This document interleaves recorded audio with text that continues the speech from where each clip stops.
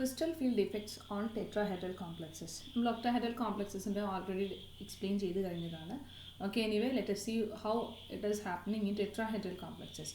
The tetrahedral complex normally consisting of a central metal atom or ion, and the four ligands are placed or at the four corners of the tetrahedron, and basically the ligand approaches towards the metal atom in between the three coordinates x coordinate, y coordinate and the z coordinate.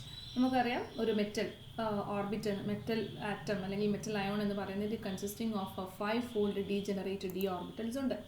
As the ligand approaches towards this metal, definitely the degeneracy is lost and it gets splitted into two levels, one having a lower energy and other having higher energy. Octahedral complexes-ലായിരുന്നെങ്കിൽ നമ്മൾ അതിനെ T2G എന്നും EG എന്നും നമ്മൾ represent ചെയ്തിരുന്നു. So here also the 5-fold degenerate orbitals of the metal ion is getting splitted with the approach of the ligand. പക്ഷേ അതിൽ ചെറിയൊരു change ഉണ്ട്. ഇവിടെ എന്ന് പറയുന്നത് dx² - y² അല്ലെങ്കിൽ dz² എന്ന് പറയുന്ന സെറ്റ് ഓഫ് ഓർബിറ്റൽസ് ലിഗാൻഡുമായിട്ടുള്ള റിപ്പൽഷൻ വളരെ കുറവാണ്. Therefore it is having a lower energy. ഇവിടെ പറയാം dx² - y² and dz² ഓർബിറ്റലിലുള്ള ഇലക്ട്രോൺസ് മെറ്റലിൻ്റെ dx² - y² and dz² ഓർബിറ്റലിലുള്ള ഇലക്ട്രോൺസ് വരുന്ന അപ്രോച്ച് ചെയ്യുന്ന ലിഗാൻഡുമായിട്ടുള്ള റിപ്പൽഷൻ കുറവാണ്. Therefore it is having lower energy. But dxy, dyz, dxz, the electrons in these orbitals having a greater repulsion with the ligands, approach of ligand, so it is of having higher energy. അപ്പോൾ ഇവിടെയുള്ള repulsion means ഇവിടെയുള്ള splitting എന്ന് പറയുന്നത് it is just reverse like that in the octahedral complexes, and that is represented as a T2 with a set of 3 orbitals having higher energy, then E with a set of 2 orbitals with a lower energy. So that will be shown in the diagram. ഇനി നമ്മൾ compare ചെയ്യുമ്പോൾ ഒക്ടാഹെഡ്രലിനെയും ടെട്രാഹെഡ്രലിനെയും compare ചെയ്യുന്ന സമയത്ത് ഒക്ടാഹെഡ്രലിൽ നമുക്കറിയാം 6 ലിഗാൻഡ്സ് ഉണ്ട്. So അവിടെ കാണിക്കുന്ന ligand field എന്ന് പറയുന്നത് കൂടുതലായിരിക്കും.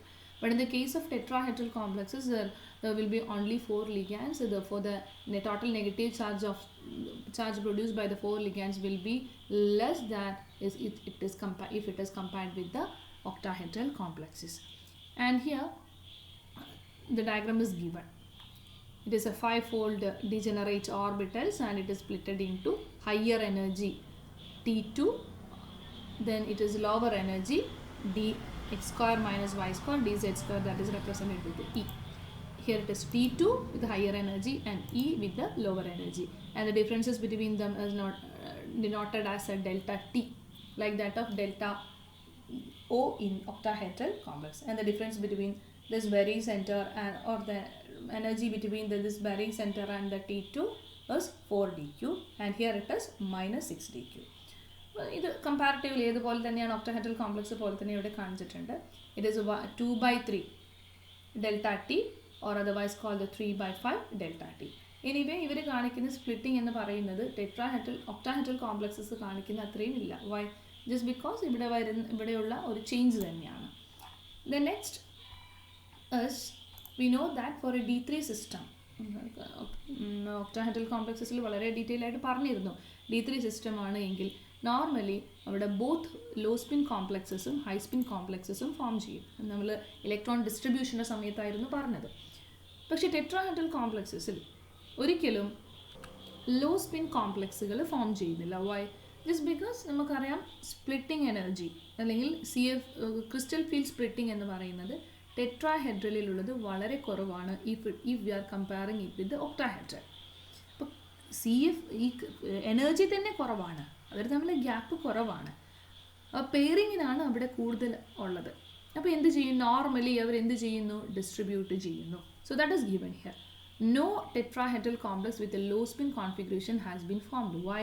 This is due to the fact that crystal field splitting energy in tetrahedral field is comparatively small and it is always less than the pairing energy. That is, a delta T is less than P. Therefore, pairing won't occur. Therefore, pairing does not occur and the complexes are always high spin complexes. അപ്പോൾ നമുക്ക് ഒരൊറ്റ consideration മാത്രം ചെയ്താൽ മതി from D1 to D10. We are forming only the high spin complexes. We don't want to consider the low spin complexes. നമ്മൾ octahedral complexesൽ രണ്ടിൻ്റെയും electron distributions പറഞ്ഞിരുന്നു, എങ്ങനെയാണ് ഡിസ്ട്രിബ്യൂട്ട് ചെയ്യുന്നതെന്നും എങ്ങനെയാണ് നമ്മൾ ഈ ഒരു കോൺഫിഗറേഷൻ എഴുതുന്നതെന്നും പറഞ്ഞിട്ടുണ്ട്. പക്ഷേ ഇവിടെ ഞാൻ ഡയറക്റ്റ് ആയിട്ട് കോൺഫിഗറേഷൻ എഴുതുകയാണ് ചെയ്യുന്നത്. With lower energy EG and higher energy T2. octahedral എങ്ങനെയായിരുന്നു? Lower energy T2G and higher energy EG. So if the system is a D1, then it is E1 T20 and CFSC is 0.6 delta T. നമുക്ക് ഇവിടെ അറിയാം, ഇവിടെ എന്താ വന്നിട്ടുള്ളത്? 6 ആണ് അല്ലേ? മുകളിലാണ് എന്ത് വരുന്നത്? 4 കൊടുക്കേണ്ടത്. Then here it is D2, then the equation is E2 T20. Then CFSC is equal to 1.2 delta T.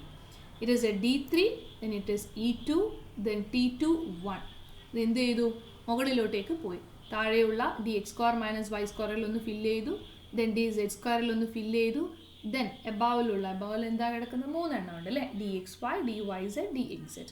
അതിനകത്തോട്ടേക്കൊന്ന് ഒരു ഇലക്ട്രോൺ എന്ത് ചെയ്തു? മൂവ് ചെയ്തു, അല്ലെങ്കിൽ അവിടെ അക്കോമഡേറ്റ് ചെയ്തു.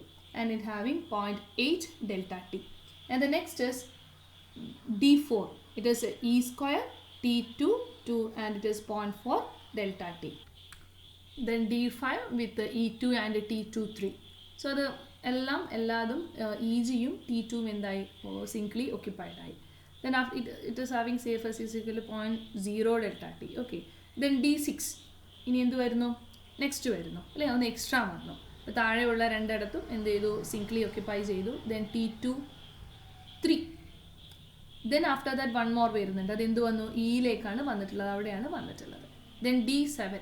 താഴെ 2 occupy ചെയ്തു, മുകളിൽ 3 occupy ചെയ്തു. Then again ബാക്കി വന്നത് ഇവിടെ വന്നു, ഇയിൽ തന്നെ അക്കോമഡേറ്റ് ചെയ്തു. Next is D8, D9 and D10. ഞാനിവിടെ പെട്ടെന്ന് പറഞ്ഞു പോകുന്നത്, നമ്മളിത് octahedral വളരെ ഡീറ്റെയിൽ ആയി പറഞ്ഞതുകൊണ്ടാണ് പറഞ്ഞു പോകുന്നത്. നമ്മളിത് കോൺഫിഗറേഷൻ കാണുന്ന സമയത്ത് നമ്മൾ എന്ത് മനസ്സിലാക്കണം? അതിനകത്ത് മീൻസ് കോൺഫിഗറേഷൻ എങ്ങനെ കാണിച്ചത് ഇവിടെ കൊടുത്തിട്ടുണ്ട്, എങ്ങനെയാണ് എന്നുള്ളത് കൊടുത്തു. Here it is 1, it is 1 2 and here it is 1 2 and അബൌവിലോട്ട് പോയി.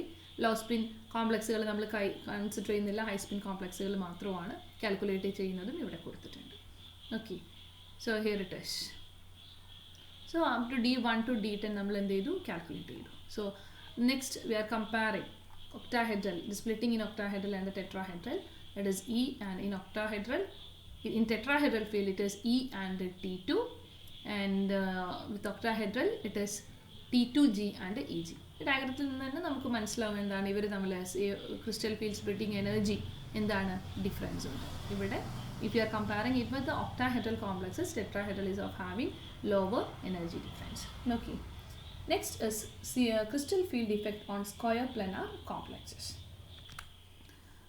In the square planar arrangement of ligands may be considered to be one derived from octahedral field by removing the 2 trans ligands located along the z-axis. നമുക്കറിയാം ഈ ട്രാൻസിലുള്ള 2 ലിഗാൻഡ്സിനെ remove ചെയ്തതുപോലെയാണ് നമുക്ക് ഇത് feel ചെയ്യുന്നത് square planar arrangement of ligand എന്നുള്ളത്. And in the process the EG and T2 orbitals is lifted. നമുക്കിവിടെ നോക്കാം, നോക്കി നമുക്ക് ഡയഗ്രത്തിൽ നിന്ന് മനസ്സിലാവും. ഇതാണ് നമ്മളുടെ unsplit D orbitals, and it is splitted in two with higher energy dx² - y². Basically ഇതിന് എന്തുണ്ടായിരിക്കും? ഹയർ റിപ്പൽഷൻ ഉണ്ടായിരിക്കും, therefore having higher energy.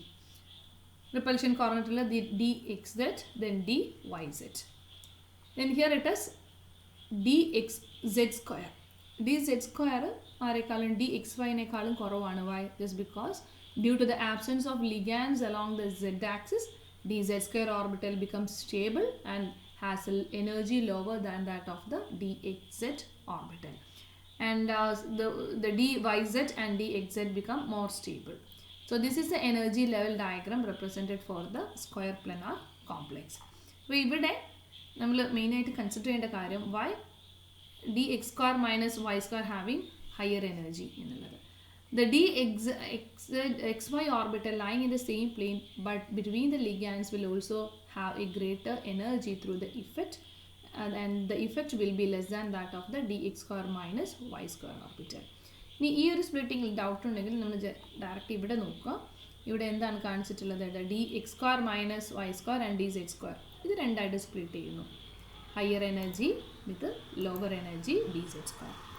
dxy dyz dxz എങ്ങനെ വന്നു dxy then dyz dxz. ഈ dxy എന്ന് പറയുന്നത് dz സ്ക്വയറിനേക്കാളും എന്താണ് എനർജി കൂടുതലാണ്.